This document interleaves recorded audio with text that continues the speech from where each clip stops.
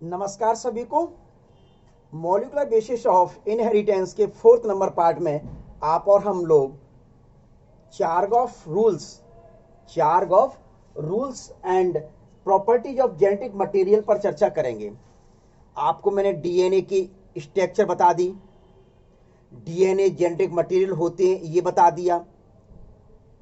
अब लोगों का कहना ये है कि जब डीएनए की स्ट्रक्चर बताए, डीएनए जेनेटिक मटेरियल बताए तो उसी में से समझने चाहिए, लेकिन कुछ छात्रों का कहना सर ये है कि डीएनए की प्रॉपर्टीज क्या होती है जिसके कारण इनको जेनेटिक मटेरियल कहा जाता है। डीएनए की ऐसी क्या प्रॉपर्टीज है जिसके कारण इनको मुख्य रूप से जेनेटिक मटेरियल कहा जाता है। भाई डीएनए को ही अकेले जेनेटिक मटेरियल नहीं कहा जाता। सबसे पहली प्रश्न बात तो ये आप ध्यान में रख लीजिए, डीएनए को ही जेनेटिक मटेरियल नहीं कहा जाता। डीएनए और आरएनए दोनों जेनेटिक मटेरियल होते हैं, लेकिन आरएनए प्लांट वायरस में जेनेटिक मटेरियल का कार्य करते हैं। अदरवाइज आरएनए का जो मेन फंक्शन होता है वह प्रोटीन सिंथेसिस का होता है। क्या? प्रोटीन सिंथेसिस का होता है। तो इस वजह से मुख्य रूप से आरएनए भी जेनेटिक मटेरियल के रूप में कार्य करता है। प्लांट वायरस में ये कैरेक्टर को ट्रांसफर करने का कार्य करता है। क्या? प्लांट वायरस में आरएनए जो होता है वह कैरेक्टर को ट्रांसफर करने का कार्य करता है। इस वजह से आरएनए में भी मुख्य रूप से ऐसी विशेषता पाई जाती हैं जो generation to generation character transfer करने का कार्य करता है। अर्थात मुख्य रूप से ये कहा जाए कि ये जो पदार्थ होता है, जेनेटिक मटेरियल होता है, इस जेनेटिक मटेरियल में ऐसी कौन सी प्रॉपर्टीज पाई जाती है, ऐसे कौन से कैरेक्टर होते हैं, क्या ऐसे कौन सी प्रॉपर्टीज होती हैं, ऐसे कौन से कैरेक्टर होते हैं जिसके कारण इसको आप और हम लोग जेनेटिक मटेरियल कॉल कर रहे हैं। क्या? जिसके कारण आप और हम लोग इसको जेनेटिक मटेरियल कॉल कर रहे हैं। तो कह दिया कि डीएनए एज जेनेटिक मटेरियल, यानी कि डीएनए ही जेनेटिक मटेरियल होता है, आनुवांशिक पदार्थ होता है। आनुवांशिक पदार्थ वही होता है, आनुवांशिक पदार्थ सिर्फ वही होता है जो पीढ़ी दर पीढ़ी, जनरेशन टू जनरेशन कैरेक्टर को ट्रांसफर करने का कार्य करता है। उसी को क्या कहा जाता है? आनुवांशिक पदार्थ कहा जाता है। सबसे पहली बात तो ये आप समझ लें कि आनुवांशिक पदार्थ कुछ भी हो सकता है। वह पदार्थ हो सकता है डीएनए ही नहीं, आरएनए नहीं, कोई भी पदार्थ हो सकता है जो लक्षणों को ले जाने का कार्य करता है। लेकिन अपनी सेल्स में सिर्फ और सिर्फ मुख्य रूप से आप और हम लोगों की सेल्स में सिर्फ और सिर्फ डीएनए ही ऐसा पदार्थ है जो लक्षणों को पीढ़ी दर पीढ़ी ले जाने का कार्य करता है। प्लांट वायरस हैं, प्लांट वायरस में मुख्य रूप से आरएनए जो होता है वह मुख्य रूप से जनरेशन टू जनरेशन कैरेक्टर को ट्रांसफर करने का कार्य करता है। तो इन दोनों में ऐसी कौन सी प्रॉपर्टीज पाई जाती हैं, ऐसे कौन से लक्षण होते हैं जिसके कारण मुख्य रूप से ये लक्षणों को, इनको आनुवांशिक पदार्थ कहा गया, इनको जेनेटिक मटेरियल कहा गया। क्या? इनको जेनेटिक मटेरियल कहा गया।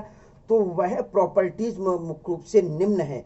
इन प्रॉपर्टीज के कारण मुख्य रूप से डीएनए को आनुवांशिक पदार्थ कहा गया। तो ये देखिए कौन कौन सी प्रॉपर्टीज है। प्रॉपर्टीज निम्न है, तो यहां मैं लिख दूं प्रॉपर्टीज।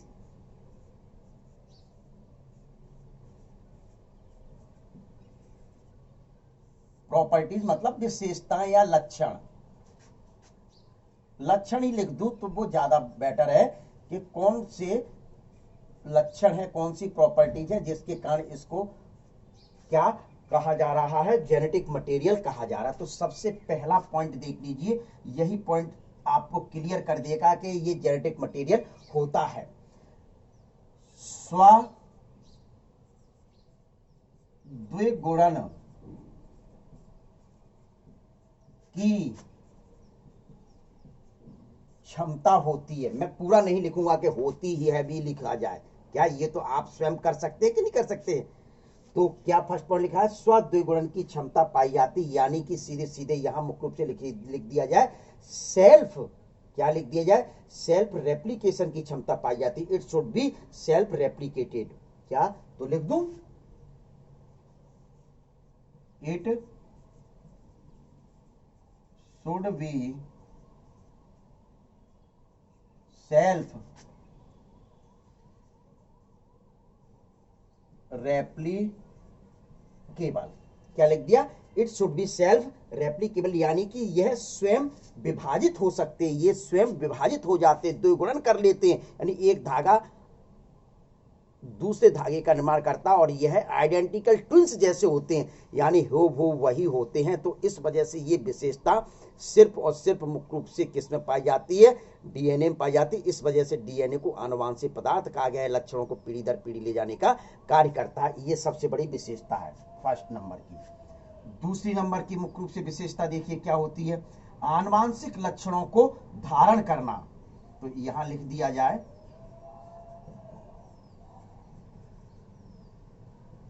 आनुवांशिक लक्षणों धारण करता है। आनुवांशिक लक्षणों को धारण करता है, यानी कि it should be wearing of genetic character.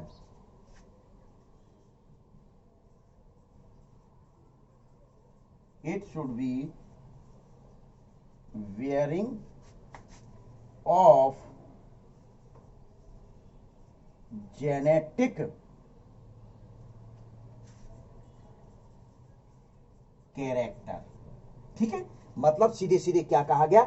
आनुवांशिक पदार्थ वही है जो आनुवांशिक लक्षणों को धारण किए होगा, अर्थात इन आनुवांशिक पदार्थ पर जीन्स पाए जाते हैं और ये जीन्स पर वह लक्षण पाया जाता जो जनरेशन टू जनरेशन ट्रांसफर होता है, यानी कि जीन पर ही लक्षण होते हैं जो पीढ़ी दर पीढ़ी लक्षणों को ले जाने का कार्य करते हैं। तो ये भी एक मुख्य रूप से विशेषता होती है आनुवांशिक पदार्थ की, जेनेटिक मटेरियल की। तो वही लिखा हुआ है, आनुवांशिक लक्षणों को धारण करता है, यानी it should be bearing of genetic character.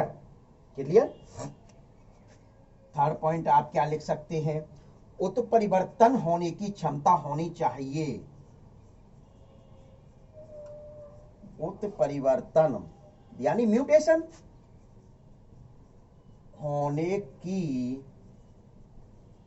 क्षमता होनी चाहिए। उत्परिवर्तन होने की क्षमता मुख्य रूप से होना चाहिए।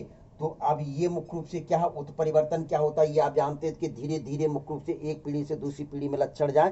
पहले थोड़ा सा चेंज हुआ हो, फिर चेंज हुआ हो, फिर चेंज हुआ, और ये लक्षण चेंजेबल जो कैरेक्टर होते हैं जनरेशन टू जनरेशन मुख्य रूप से चले जाए और एक लंबे लाखों करोड़ों वर्षों बाद एक नई जाति का निर्माण हो जाए, यानी इवोल्यूशन हो जाए। क्या हो जाए? इवोल्यूशन मुख्य रूप से हो जाए। तो वही लिखा है, it should provide the scope for, लिखिए,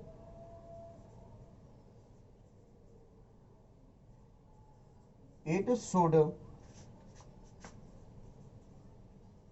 provide the scope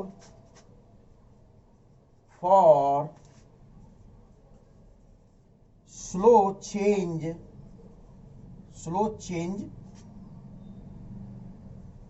ब्रैकेट में म्यूटेशन लिख दूं, क्या लिख दिया? म्यूटेशन यानी उत्परिवर्तन। क्या लिख दिया? उत्परिवर्तन। Slow change for evolution. अभी मैं कह रहा था कि ये पॉइंट आ गया। देखिए, उत्परिवर्तन होने की क्षमता होती, तो मैंने उसमें क्या समझाया था कि उत्परिवर्तन के दौरान सडनली कोई न्यू कैरेक्टर डेवलप होता है और ये कैरेक्टर एक जिसमें डेवलप हुआ उसके माध्यम से अब अगली जनरेशन में पहुंचेगा, फिर वो कैरेक्टर अगली जनरेशन में पहुंचेगा, धीरे धीरे इस प्रकार से कैरेक्टर जनरेशन पहुंचता चला जाता है और लाखों करोड़ों वर्षों बाद मुख्य रूप से एक नई जाति का विकास हो सकता है। क्या एक नई जाति का विकास हो सकता है? तो मुख्य रूप से ये क्षमता भी मुख्य रूप से डीएनए में पाई जाती है। तो वही पॉइंट लिखा है, उत्परिवर्तन होने की क्षमता होनी चाहिए, यानी it should provide the scope for slow change, धीरे से चेंज, उसको क्या कहा गया? म्यूटेशन फॉर इवोल्यूशन, विकास के लिए मुख्य रूप से ऐसा होना आवश्यक होता है। ठीक है, ये फिर आपको नेक्स्ट क्या बता सकें? ये पहले हिंदी में, ये स्वयं अपनी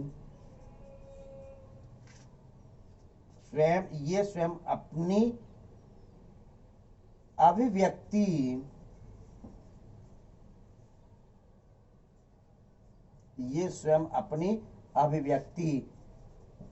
व्यक्त करें, अर्थात लक्षण ऐसा होना चाहिए कि कोई भी पदार्थ हो वह अपने आप को स्वयं अभिव्यक्त कर दे, स्वयं एक्सप्रेस कर दे, क्या कर दे, स्वयं एक्सप्रेस कर दे, तो उसी को मुख्य रूप से क्या कहा जाता है, जेनेटिक मटेरियल कहा जाता है, आनुवांशिक पदार्थ के रूप में मुख्य रूप से जाना जाता है। तो लिख लीजिए इंग्लिश में, it should be express it self, it should be, अच्छा लिख दूं, चलिए, इट दिखाई देगा ना, it should be express it self, ये स्वयं अपनी अभिव्यक्ति व्यक्त करें, अर्थात it should be express it self, यानी कि स्वयं की अभिव्यक्ति व्यक्त करते हैं, तो उसी पदार्थ को क्या कहा जाता है, आनुवांशिक पदार्थ कहा जाता है, जेनेटिक मटेरियल कहा जाता है। यदि ये प्रॉपर्टीज किसी पदार्थ में पाई जाती हैं, ये प्रॉपर्टीज किसी पदार्थ में पाई जाती हैं, तो उस पदार्थ को आप और हम लोग मुख्य रूप से जेनेटिक मटेरियल या आनुवांशिक पदार्थ कह सकते हैं। तो पहली चीज तो मुख्य रूप से क्या हुआ, जो लिखा हुआ था प्रॉपर्टीज ऑफ जेनेटिक मटेरियल, इस वजह से इन प्रॉपर्टीज के कारण मुख्य रूप से किसी पदार्थ को क्या कहा जाता है, जेनेटिक मटेरियल के रूप में जाना जाता है। तो एक तो ये हुआ, ठीक है, चाहे तो आप इसका स्क्रीनशॉट ले लें, क्या ले लिया स्क्रीनशॉट, चलिए कोई बात नहीं। अब दूसरा आता है चारगॉफ रूल्स। चारगॉफ रूल्स क्या, वैटसन और क्रिक ने मुख्य रूप से जो डीएनए का डबल हेलिकल मॉडल प्रस्तुत किया था, डीएनए का मॉलिक्यूलर स्ट्रक्चर प्रस्तुत की थी, क्या वाटसन क्रिक मॉडल इनके द्वारा जो दिया गया था, उसके बाद मुख्य रूप से क्या, उससे पूर्व क्या 1950 की बात है भाई, और इन्होंने कब, वाटसन क्रिक ने मुख्य रूप से कब दिया था, 1953 में दिया था। तो उससे पहले मुख्य रूप से चारगॉफ वैज्ञानिक थे, कौन से वैज्ञानिक थे, यही साइंटिस्ट का नाम है, तो मैं लिखने की द्वारा कोशिश नहीं कर रहा हूं, ये वैज्ञानिक थे, इन्होंने 1950 में, 1950 में, क्या 1950 में मुख्य रूप से ये देखा कि डीएनए में शुगर पाया जाता है, फास्फोरिक एसिड पाया जाता है और बेस पाया जाता है। इनका मुख्य रूप से तुलनात्मक अध्ययन किया, किस किस का, डीएनए, वैज्ञानिक किसने, चारगॉफ ने, डीएनए के शुगर, क्वेश्चन आ गया आपके पास, चलिए क्वेश्चंस आपके पास बच्चों आ गया, नोट कर लीजिए, डीएनए में कौन सी शुगर पाई जाती है, तो डीएनए की शुगर H3PO4 यानी फास्फोरिक एसिड व नाइट्रोजन बेस, बेस दिखाई नहीं दे रहा है, कट रहा है, नाइट्रोजन बेस की कंपैरेटिव स्टडी की,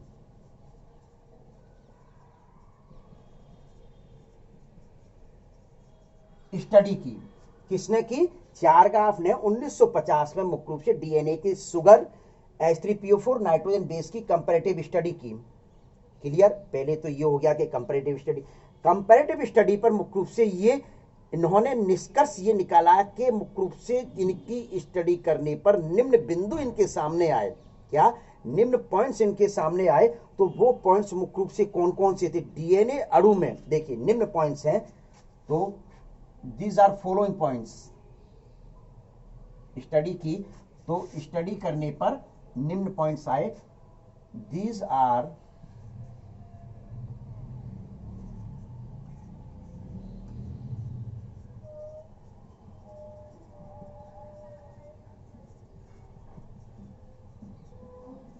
फॉलोइंग पॉइंट्स। देखिए फर्स्ट पॉइंट, सबसे पहला मुख्य रूप से यह हुआ कि वैज्ञानिक ने मुख्य रूप से बताया कि डीएनए मॉलिक्यूल्स में, डीएनए अणु में मुख्य रूप से प्यूरिन और पिरामिडिन की मात्रा बराबर होती है। किसकी, प्यूरिन और पिरामिडिन की मात्रा कैसे होती है, बराबर होती है। तो मैं क्या लिख दूं, डीएनए अणु में प्यूरिन बराबर पिरामिडिन, तो विशेष ध्यान रखना, P इक्वल P, प्यूरिन बराबर पिरामिडिन। अब आपको यह पता होना चाहिए, अगला क्वेश्चन लिख लीजिए, कौन कौन से प्यूरिन होते हैं और कौन से पिरामिडिन होते हैं, ये आप लिख के मुझे दिखाएं। अभी क्या कौन कौन से प्यूरिन होते हैं, कौन कौन से पिरामिडिन होते हैं, ये आप लोग लिख के बताइए। और ये जो वीडियोस के माध्यम से मेरे साथ जुड़े हुए हैं वह कमेंट्स में अवश्य लिखें कि कौन से प्यूरिन होते, कौन से पिरामिडिन होते। तो चारगाफ ने सबसे पहले बताया कि डीएनए अणु में P बराबर P होता है, अर्थात प्यूरिन और पिरामिडिन नाइट्रोजन बेस बराबर होते। डीएनए अणु में प्यूरिन और पिरामिडिन बेस बराबर होते हैं। कैसे होते हैं? बराबर होते हैं। सबसे पहले ये होता है। फिर दूसरा मुख्य रूप से इन्होंने बताया कि एडेनिन की मोलर मात्रा थायमिन के बराबर होती है। दूसरा पॉइंट क्या बताया? एडेनिन की मोलर क्वांटिटी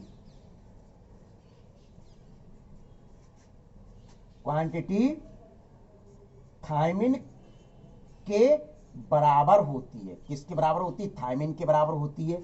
ऐसे ही ग्वानिन की किसके बराबर होती है? साइटोसिन के बराबर होती है। क्लियर? जब एडेनिन की थायमिन के बराबर होती है तो ग्वानिन की किसके बराबर होगी? साइटोसिन के बराबर मुख्य रूप से मोलर मात्रा होती है। इसको लिख दिया जाए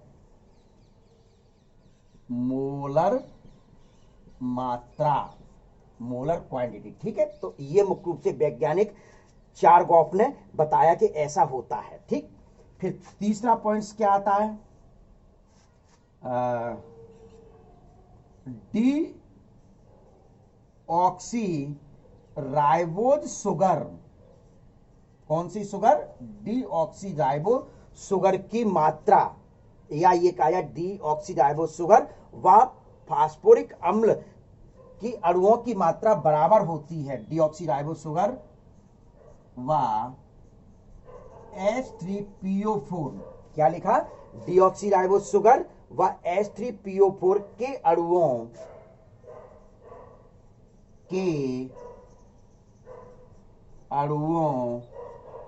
की मात्रा इक्वल होती है, बराबर होती है। कैसी होती है? इक्वल होती है, अर्थात बराबर। दिखाई दे रहा है ना? बराबर मुख्य रूप से होती है। पहली चीज तो मतलब तीसरा पॉइंट, मतलब पहला पॉइंट बताया डीएनए अणु में प्यूरिन और पिरामिडिन बेस की मात्रा बराबर होती है। एडेनिन की मोलर क्वांटिटी थायमिन के बराबर होती है। एडेनिन की मोलर क्वांटिटी किसके बराबर होती है? थायमिन के बराबर होती है। थायमिन के बराबर होती है। इसी प्रकार ग्वानिन की मोलर क्वांटिटी साइटोसिन के बराबर होती है। किसके बराबर होती है? ग्वानिन की मोलर क्वांटिटी साइटोसिन के बराबर होती है। डीऑक्सीराइबोज शुगर व फास्फोरिक अम्ल के अणुओं की मात्रा कैसी होती है? बराबर होती है। बराबर होती है, पहली चीज ये। फिर आप देखिए अगला पॉइंट बताया जाता है कि A प्लस टी व C plus G, A plus T व C प्लस जी का अनुपात मतलब रेशो, ये वाला रेशो, ये जो साइन बनाया जाता है रेशो, A प्लस टी व C प्लस जी किसी जाति के लिए निश्चित होता है। क्या? A प्लस टी व C प्लस जी का अनुपात A प्लस टी व C प्लस जी का अनुपात किसी जाति के